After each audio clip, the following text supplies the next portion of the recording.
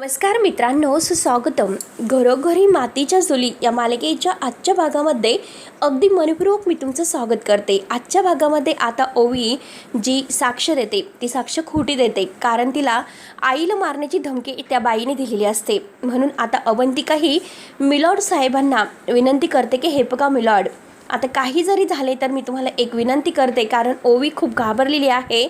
त्यामुळे ओवीची साक्ष मात्र बंद खोलीत घेण्यात यावी. फक्त तेथे आता आपण तिघेच असो, ते पण फक्त सिलेक्टर लोकांसमोरच म्हणजे आपण. आता हे ऐकल्यानंतर आता ॲडव्होकेट गीतांजली उभी राहते आणि ऑब्जेक्शन मिलॉर्ड असं म्हणते. आणि हे बघा मिलॉर्ड, हे बघा ओवीने एकदा साक्ष दिलेली आहे, त्यामुळे ती आता परत साक्ष नाही देऊ शकत. ओवी तर खूप घाबरलेली आहे. अवंतिका तिच्याकडे पाहत आहे. आता ही गीतांजली पुढे म्हणते की लहान मुलं खरंच खरं बोलत असतात, ती खूप इनोसंट असतात, त्यामुळे हे अशा पद्धतीने मॅनिप्युलेट नाही करू शकत. तेव्हा अवंतिका म्हणते की हे बघा मिलॉर्ड, ओवी खरंच घाबरलेली आहे. तिच्या मनात कोणती तरी भीती आहे. मुद्दाम कोणीतरी तिच्या मनामध्ये ही भीती पेरलेली आहे, हेच खरं आहे. त्यामुळे प्लीज माझी ही शेवटची रिक्वेस्ट मात्र कोर्टाने मान्य करावी. आता हे ऐकल्यानंतर मिलॉर्ड साहेब परवानगी देतात. मी माझ्या केबिनमध्ये मात्र ओवीची साक्ष ऐकायला तयार आहे असं म्हणतात. तेव्हा अवंतिका थँक्यू मिलॉर्ड असं म्हणते. पण माया आणि आता ही ॲडव्होकेट गीतांजली यांचा जळफळाट होतोय. नंतर थोड्या वेळापुरती म्हणजे कोर्ट हे बंद होते आणि आता सगळेजण निघून जातात. तर जानकी आता ह्या ॲडव्होकेट गीतांजलीच्या समोर येते. रागाने तिच्याकडे बघत असते आणि जानकी आता ओवीकडे येते. ओवीला विचारते की काय झालं बाळा, ओवी तू काय इतकी घाबरली, जे खरं आहे तू का सांगितलं नाही. तेव्हा सगळेजण ओवी जवळ येतात. ओवी काय इतकी घाबरलेली आहे म्हणून सगळेजण विचारतात. सगळ्यांना एक असा आता हा धक्काच बसलेला आहे की ओवी का असं बोलते. तेव्हा आता ओवी रडत असते, आपल्या आईचा चेहरा धरते आणि म्हणते की आई तुला काही व्हायला नको, कोणी काही करायला नको म्हणून मी काहीच बोलले नाही ग. त्यावरती जानकी ओवीला विचारते की म्हणजे नक्की काय. तेव्हा आता सगळेजण विचारत पडतात. आता जानकीचे सर्व काही लक्षात येते की म्हणजे ओवीला धमकावलेला आहे, घाबरून दिलेला आहे. तर तेव्हा जानकी ओवीला घेऊन जरा बाहेर येते. तेव्हा आता ओवी इकडे तिकडे बघते आणि म्हणते की हे बघ आई, मला जेव्हा आता प्रश्न विचारले जातील तेव्हा मी एकटी असेल का. त्यावरती जानकी म्हणते की नाही ग ओवी, तू तिथे एकटी नसणार, तुझ्यासोबत अवंतिका काकू असेल आणि अवंतिका काकू सारखी आणखीन एक लॉयर सुद्धा आहे आणि जज काका सुद्धा असणार आहे. तर ओवी विचारते की आई तू तिथे नसणार आहे ना. आता जानकी फक्त मान डोलावते की नाही म्हणून. आणि हे बघ मी तिथे असेल, पण तू मात्र घाबरू नकोस, कारण तेथे मात्र तुला टेन्शन येईल असं काही नाही होणार. त्यावरती ओवी म्हणते की आई तू माझ्यासोबत तेथे काय येऊ शकत नाही बरं. जानकी म्हणते की हे बघ अगं, तुझ्या बरोबर जर मला आत येण्याची परमिशन असती तर मी नक्की आले असते. तसा रूल आहे, कारण साक्षीदाराबरोबर आत कोणीही जाऊ शकत नाही. हे बघ आपल्याला मात्र आता सगळे नियम फॉलो करायला पाहिजे की नाही. आणि हे बघ तू अजिबात काळजी करू नको, कारण आतमध्ये घाबरण्यासारखं काहीही नसतं. तेव्हा आता ओवी घाबरूनच जानकीकडे पाहत असते. त्यानंतर जानकी आता विचार करते की मी तर आता ओवीला घाबरू नको असं म्हणते, पण ओवीला जर तेथे उलट सुलट प्रश्न जर विचारले गेले तर. त्यानंतर आता ओवी आईला विचारते की आई तेथे अगदी सगळे असताना सुद्धा मला उत्तर नाही देता आले तर. त्यावरती जानकी म्हणते की अगं बाळा असं कसं होईल, कारण माझी ओवी खूप स्मार्ट आहे, कुठल्याही प्रश्नाचं उत्तर अगदी सहजपणे देऊ शकते. तरी सुद्धा ओवी टेन्शन मध्येच विचार करते. त्यावरती जानकी म्हणते की अगं बाळा कसला विचार करतेस. हे बघ अगं, आपल्याला जे जे माहिती आहे, जे जे आठवतं, जे खरं आहे ते सगळं काही आपण तेथे बोलायचं आहे. मला तू खरं खरं सांगशील का, मगाशी तू घाबरली होतीस ना म्हणून तू खोटं बोलली ना. आणि ओवी बाळा खरं सांग बरं, तुला खरंच भीती वाटली होती का, मगाशी तू असं का म्हणाली बरं, तुला काही होणार तर नाही ना, नक्की काय घडलं होतं. त्यावरती ओवी म्हणते की आई मला आतमध्ये नाही जायचं, प्लीज आपण घरी जाऊयात. पण ती जानकीचा हात धरते आणि चल ना आई घरी चल असं म्हणते. तेव्हा जानकी विचारते की हे बघ ओवी तुला माझी काळजी वाटते ना, पण मी तुला खरं सांगते की मला काही होणार नाही, तू माझी काळजी करू नकोस. हे बघ ओवी अजिबात घाबरण्याचं कारण नाही, हे सगळं काही लक्षात ठेव. मला एक गोष्ट सांग बरं, आपण जर हरलो तर सगळ्यांनी तुला चिडवलेलं आवडेल का. त्यावरती ओवी नाही म्हणून मान डोलावते. आणि आता जानकी म्हणते की नाही ना, माझी ओवी खरंच खूप स्ट्रॉंग आहे. ओवी शाळेत असताना काय केलं होतं तुला माहिती आहे का. बघ तुझ्या एका फ्रेंडला मात्र त्या मुलाने त्रास दिला होता आणि तेव्हा त्या मुलाची कंप्लेंट मात्र तू प्रिन्सिपल मॅडमकडे करायला गेली होती. त्या मुलाने तुला सुद्धा त्रास दिला होता, तुला घाबरवलं, धमकावलं, पण नंतर मात्र तू ठरवलं की याची कंप्लेंट मात्र तू प्रिन्सिपल मॅडमकडे करणारच. आणि तू सेम तसंच केलेलं आहे, आठवतं ना ओवी तुला हे. त्यावरती ओवी म्हणते की हो आठवते. तेव्हा आता जानकी तिला परत म्हणते की हे बघ ओवी तू खूप घाबरली होती आणि तरी सुद्धा मात्र तू त्या मुलाची तक्रार प्रिन्सिपल मॅडमकडे केलीस, का केलीस बरं. तेव्हा आता ओवी म्हणते की कारण दुसऱ्याला त्रास देणारा रॉंग असतो. जर आई त्याने माझी म्हणजे मी त्याची कंप्लेंट प्रिन्सिपल मॅडमकडे केली नसती तर मात्र त्याने पुन्हा मात्र माझ्या फ्रेंडला त्रास दिला असता. तेव्हा आता जानकी म्हणते की हो अगदी बरोबर. आणि हे बघ आता मात्र तू जर कंप्लेंट त्यांच्याकडे केली नसती तर मात्र तू मुलगा चुकीचं वागत होता आणि चुकीचं वागणाऱ्याला शिक्षा जर ही झालीच पाहिजे. आणि नंतर मात्र आता तो येऊन सगळ्यांना सॉरी सुद्धा म्हटला, हो की नाही.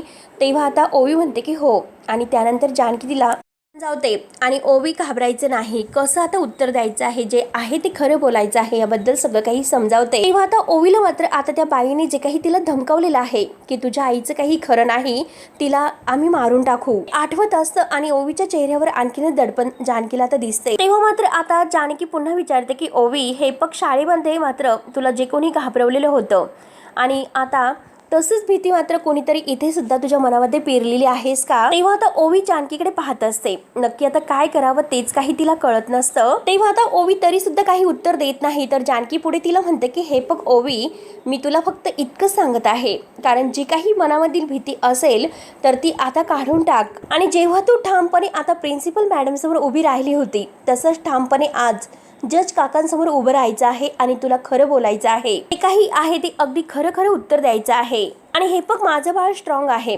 आणि जा अवंतिका काकू वाट बघत आहे. तेव्हा आता ओवी उठते, जानकी तिच्या हाताला धरते आणि जा म्हणत असते. आणि तेवढ्यात मात्र आता ओवी पुन्हा आईचा हात धरते आणि ओवी आता आईच्या हाताला धरून म्हणते की आई जोपर्यंत मी बाहेर येत नाही तोपर्यंत तू कुठेही जाऊ नकोस, तू इथेच थांब आणि आई तू मला हवी आहेस. तेव्हा आता जानकी तिच्या चेहऱ्यावरून हात फिरवते आणि म्हणते की हो ग ओवी, तू सुद्धा मला हवी आहेस, तू सुद्धा घाबरू नकोस आणि तुला जे जे काही प्रश्न विचारले जातील तर त्या सगळ्या प्रश्नांची उत्तरं तुला द्यायची आहे. तर आणि हे बघ तुझ्या सोबत मात्र आपली अवंतिका काकू तेथे आहे ना, त्यामुळे तू इतकं घाबरायचं नाही. आणि हे बघ तुला जर आणखीन जास्त भीती वाटली तर फक्त तू काही काळजी नको, फक्त तुझी आई आहे ना, तू तुझ्या फक्त आईची आठवण काढ, आई कायम तुझ्या सोबत असेल. आपण जर आपल्या आईला आठवले, तिची जर आपण आठवण काढली तर खरंच भीती कमी होते.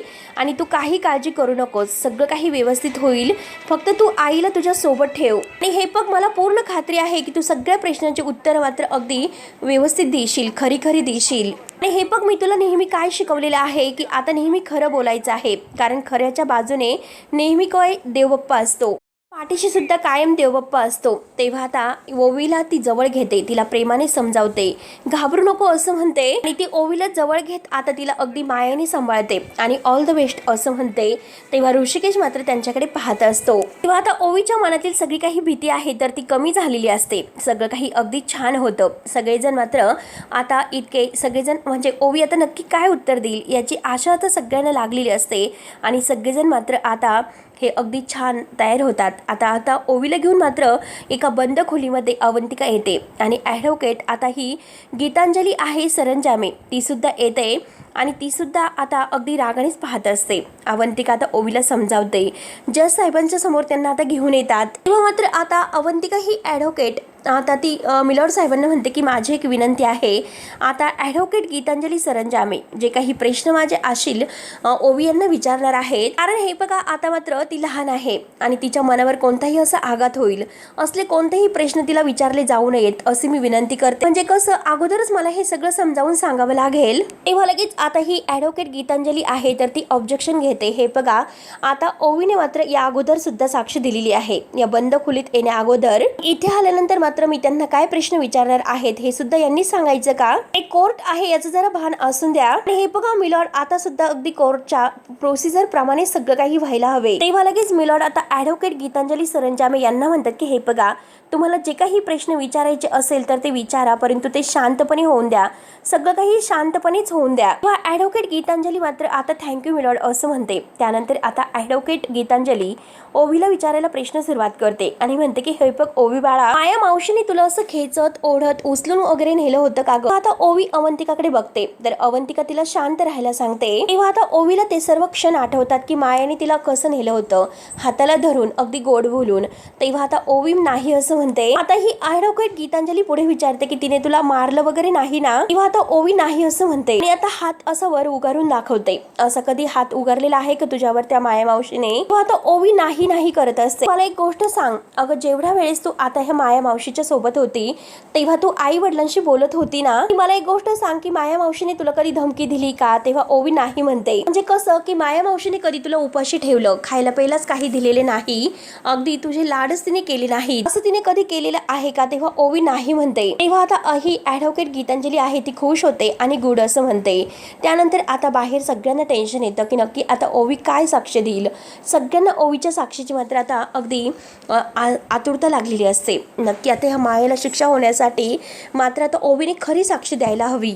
जीव पूर्णपणे आता टांगणीला लागलेला असतो, त्याला काही अगदी चैन देत नाही. तो सौमित्रीला म्हणतो की दादा हे बघ तू वकील आहेस ना, मग तू आतमध्ये जाऊ शकतो, तू आतमध्ये जाऊन बघ ना नक्की काय आहे ते, नक्की आतमध्ये काय सुरू आहे. त्यावरती सौमित्र म्हणतो की हे बघ जज मात्र ज्यांना परमिशन देतात तर तेच फक्त आतमध्ये जाऊ शकतात. सगळ्यांच्या जीवाला आता एक घोर लागलेला असतो की केव्हा आता ओवी बाहेर येईल, कारण आतमध्ये काय सुरू असेल. तेव्हा लगेच आता म्हणजे ऐश्वर्या विचारते की जानकी वहिनी कुठे आहेत.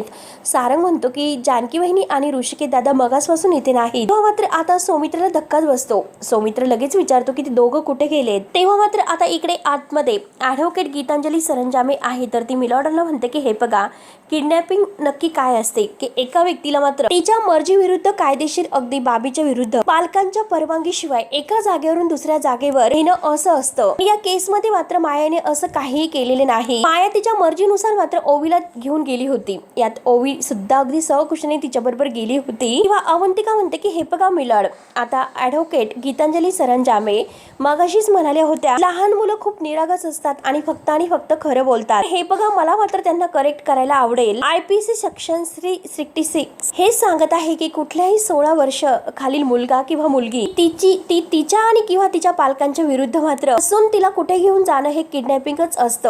लगेच ॲडव्होकेट गीतांजली आहे तर ती लगेच अवंतिकाला म्हणते की हे बघा अवंतिका तुम्ही मात्र आणि लगेच अगदी त्यांना म्हणजे असं धमकावल्यासारखं बोलते. तर आता मिलॉर्ड म्हणतात की हे बघा ॲडव्होकेट गीतांजली सरंजामे तुम्ही शांत राहा, त्यांना जे बोलायचं आहे ते बोलून द्या, मध्ये काही उत्तर देऊ नका. किंवा आता ॲडव्होकेट अवंतिका मात्र ओवीला विचारते की तुम्हाला आता एक गोष्ट सांग माया तुला काय काय म्हणाली होती. तेव्हा आता ओवी म्हणते की माया मावशीने मला असे सांगितले होते की आपण फिरायला चाललो म्हणून. तिने मला हे सुद्धा सांगितलं होतं की तुझ्या आई बाबांना तुझ्याबद्दल काहीही वाटत नाही. तेव्हा आता जो घडलेला प्रकार आहे तो ओवीला पुन्हा सगळं काही आठवतो. माया तिला काय काय म्हणलेली आहे आणि काय काय म्हणलेली नाही ते. आणि अगं ओवी खरंच तुझ्या आईबाबांना तुझी काही काळजी म्हणजे नाही, म्हणूनच ते तुला अजूनपर्यंत काही भेटायला आलेले नाही. मी त्या माया मावशीला नेहमी हेच सांगायचे की मला आई बाबांशी बोलायचं आहे. ती माया मावशी मात्र मला कधीही बोलून द्यायची नाही. आता अवंतिका विचारते की ओवी हे बघ आता तू येथे जे काही बोलली तर ते कोर्टात सगळ्यांच्या समोर का बोलली नाहीस बरं. तेव्हा आता ओवी खरं बोलते कारण माझ्या बाहेर असताना एका मावशीने मला धमकावले होते. मला सांगितलं की तू जर खरं बोलली तर तुझ्या आईला मारून टाकेन म्हणून. तेव्हा आता लगेच सगळ्यांना धक्का बसतो. ॲडव्होकेट गीतांजलीच्या पायाखालची जमीन सरकते. आता अवंतिका पुन्हा विचारते ओवी तू जे काही बोलते ते सर्व खरं आहे का. त्यावरती ओवी हो असं म्हणते. नंतर अवंतिका विचारते की ओवी तू त्या मावशीला जर बघितलं तर ओळखू शकशील का. त्यावरती ओवी हो असं म्हणते. तेव्हा आता अवंतिका म्हणते की हे बघा मिलॉर्ड याचा अर्थ काय होतो की ती व्यक्ती आता कोर्टाच्या आवारातच असेल, त्यामुळे आत्ताच्या आत्ता मात्र त्या व्यक्तीला गाठून त्यांच्यावर कारवाई करायलाच हवी. आपण हवं तर मात्र CCTV फुटेज वापरून सुद्धा त्या व्यक्तीला गाठू शकतो. आता ॲडव्होकेट अवंतिका लगेच म्हणते की मिलॉर्ड हे बघा त्यामुळे मात्र हे सिद्ध होत नाही की मायाने ओवीला किडनॅप केलेला आहे म्हणून. ॲडव्होकेट अवंतिका म्हणते की हे बघा हे सगळं काही आहे तर ती बाई ताब्यात आल्यानंतरच कळेल. अगदी रागाने अगदी चिडून ह्या अवंतिका ह्या गीतांजलीला उत्तर देते. आणि कोर्टाच्या नियमानुसार मात्र आता माया कुलकर्णी यांनी ओवी रणदीव यांना किडनॅप केलं होतं हे सिद्ध झालेलं आहे. तर ॲडव्होकेट गीतांजली सुद्धा रागानेच उभी राहते आणि म्हणते की तरी सुद्धा हा ठोस पुरावा होत नाही. तेव्हा आता अवंतिका म्हणते की हो ठीक आहे जर तसंच असेल तर आजच मी तुम्हाला ठोस पुरावा आणून देते. आणि ॲडव्होकेट गीतांजली आणि आता अवंतिका हे दोघे एकमेकांकडे रागाने पाहत असतात. नंतर आता सगळेजण बाहेर हेअरिंगसाठी पुन्हा एकत्र येतात आणि आता सगळेजण एकत्र आल्यानंतर आता माया कुलकर्णी ही विटनेस बॉक्स मध्ये उभी असते.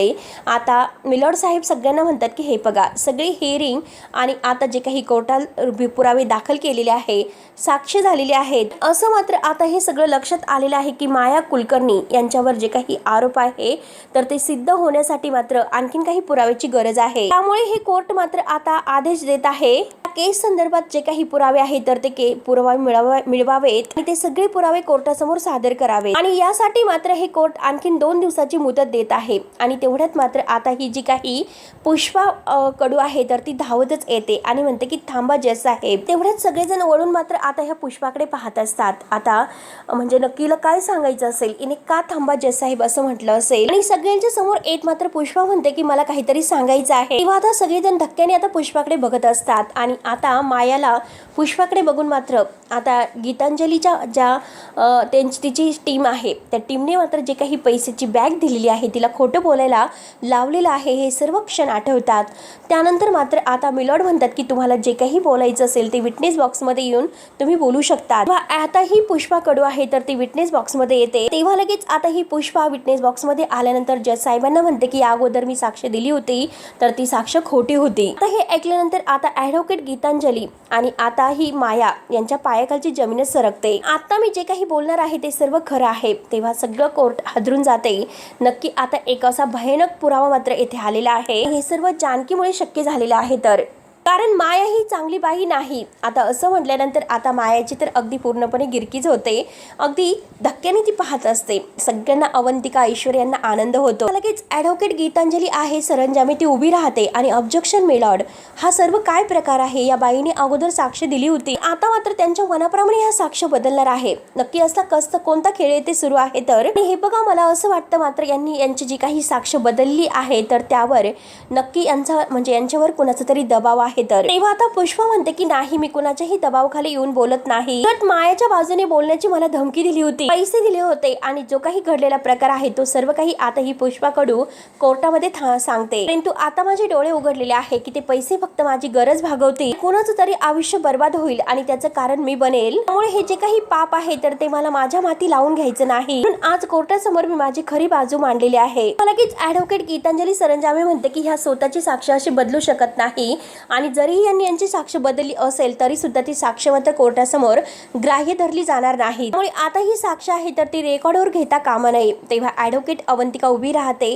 आणि म्हणते की मिलॉर्ड, हे काही खरं घडलेलं आहे ते खरेपणाने मात्र ते आपल्यासमोर सांगण्याचा प्रयत्न करत आहे. आपण त्यांना अडवता कामा नये. आणि हे बघा आता मात्र पुष्पाने सांगितलेलं आहे सगळ्यांच्या समोर. आता त्यांना खोटी साक्ष देण्यासाठी मात्र कोणीतरी पैसे त्यांना ऑफर केले होते. त्यामुळे किमान आपण आता तरी त्यांचं जे काही म्हणणं असेल ते पूर्णपणे ऐकून घेतलं पाहिजे. लगेच ॲडव्होकेट गीतांजली म्हणते की अजिबात नाही, हे जे काही सुरू आहे ना त्याला कोणताही अर्थ नाही. आता केसला अगदी म्हणजे पुष्पा कडूच्या बोलण्याला काही अर्थ नाही. सगळं दाबण्यासाठी मात्र आता ही गीतांजली पुढे बोलत असते. त्याच वेळेस आता मिलॉर्ड म्हणतात की ऑर्डर ऑर्डर. आणि आता म्हणजे मिलॉर्ड आहे तर ते ॲडव्होकेट गीतांजलीला सरंजामेला शांत राहायला सांगतात. काही त्यांना बोलायचं आहे तर ते प्लीज त्यांना बोलून द्या. तेव्हा आता पुष्पा कडू पुढे म्हणते की हे बघा जज साहेब, ज्या दिवशी मात्र आता जानकी रणदिवे आणि ऋषिकेश रणदिवे यांनी मात्र ओवीला मायाच्या तावडीतून सोडवलं होतं, त्या दिवशी मात्र माया ही ओवीला घेऊन एका घरामध्ये लपून बसली होती आणि त्याच वेळेस पोलिसांनी तिला घेरलं होतं आणि म्हणून मात्र मायाला त्या घरातून पळून जाण्याचा मार्ग कुठेही दिसत नव्हता. आणि जेव्हा मी आता म्हणजे तिथून जात होते तेव्हा आता ह्या मायेने मात्र मला घरातून हाक मारली होती. मला कसं फसून त्या घरामध्ये आणलं आणि घरात आल्यानंतर मात्र आता तिने माझ्या म्हणजे मानेला चाकू लावला, मला सुरी दाखवून धमकावले, मला बांधून ठेवले, माझ्याबरोबर नाटक केलं, माझी तब्येत ठीक नाही, माझी मदत करायला या असं मला खोटं बोलून आतमध्ये बोलावलं. आणि मी सुद्धा बिचारी तिच्यावर विश्वास ठेवला. काय झालं म्हणून घरात आले तर तिने मला खेचून घेतली. आतमध्ये तिने येऊन तर मात्र माझ्या गळ्याला सुरा लावला आणि मला धमकी दिली की जे काही मी सांगेल ते तुला करावं लागेल. आणि तेवढ्यात ऋषिकेश आणि जानकी सुद्धा आत येतात. तेव्हा आता पुष्पा कडू जी काही साक्ष देत आहे तर आता जानकी ऋषिकेश एकमेकाकडे बघून हसतात. म्हणजे हे सर्व जानकीने घडून आणलेलं असतं. तर आता कडू ह्या पुष्पाचे डोळे उघडून तिला ऐन वेळेस आता कोर्टामध्ये साक्ष देण्यासाठी उभं केलेलं असतं. तेव्हा आता दोघेही एकमेकाकडे बघून हसतात. कारण पुष्पाने जी काही साक्ष दिलेली आहे मायाच्या विरोधात, मायाचं खरं रूप सगळ्यांच्या समोर आलेलं आहे. आता हे अगदी सगळ्यांना बघून खूपच आनंद होतो. परंतु ॲडव्होकेट गीतांजली आणि माया यांचे चेहरे अगदी बघण्यासारखे होतात. तर शेवटी मित्रांनो हा भाग येथेच संपतो. जानकी आता मायाच्या समोर येते आणि जानकी आता मायाला म्हणते की आता तुला कळेल की वाईटाचा शेवट आहे तर तर तो वाईटच होतोय. आता लगेच ॲडव्होकेट गीतांजली म्हणते की माया हे पण घाबरू नकोस, अजून सुद्धा काही बिघडलेलं नाही, कारण त्या जानकीने मात्र तुझ्यावर कसा हल्ला केला होता आता मात्र मी कोर्टामध्ये सिद्ध करून दाखवेल. तेव्हा आता जानकी तिच्याकडे रागाने पाहत असते आणि आता कोर्टामध्ये पुन्हा केस उभी राहते. ॲडव्होकेट आता गीतांजली आहे तर ती मात्र जानकीच्या विरोधात बोलत असते. जानकी विटनेस बॉक्समध्ये उभी आहे तर ॲडव्होकेट अवंतिका म्हणते आता हे जे काही सुरू आहे ही केस, आता त्यामुळे आता जो काही हल्ला जानकी रणदिवे यांनी मायेवर केलेला नाहीच आणि आता मायेने जानकी कुलकर्णी यांच्यावर हल्ला केलेला आहे ही या केसच्या बाबतीत आहे. आता हे सगळं काही उलटं असू शकतं असे ॲडव्होकेट गीतांजली म्हणते आणि त्याचे पुरावे मात्र मी आज सगळ्यांच्या समोर मांडणार आहे. म्हणून आता हा ऐश्वर्याचा बाप सयाजी तेथे साक्ष द्यायला येतो. तेव्हा मात्र आता सगळेजण सयाजीकडे पाहत असतात. ऐश्वर्या सुद्धा सयाजीकडे पाहते. आता सयाजी तेथे आल्यानंतर आता पुन्हा एक धक्काच बसतो, कारण सयाजी काका नेहमी आता खोटंच बोलणार आहे, ते पण मायाच्याच बाजूने बोलतील असं आता सगळ्यांना वाटतं. तेव्हा आता मित्रांनो, पुढे नक्की काय होणार आहे हे बघण्यासाठी आपल्या चॅनलला नक्की सबस्क्राईब करत राहा. धन्यवाद.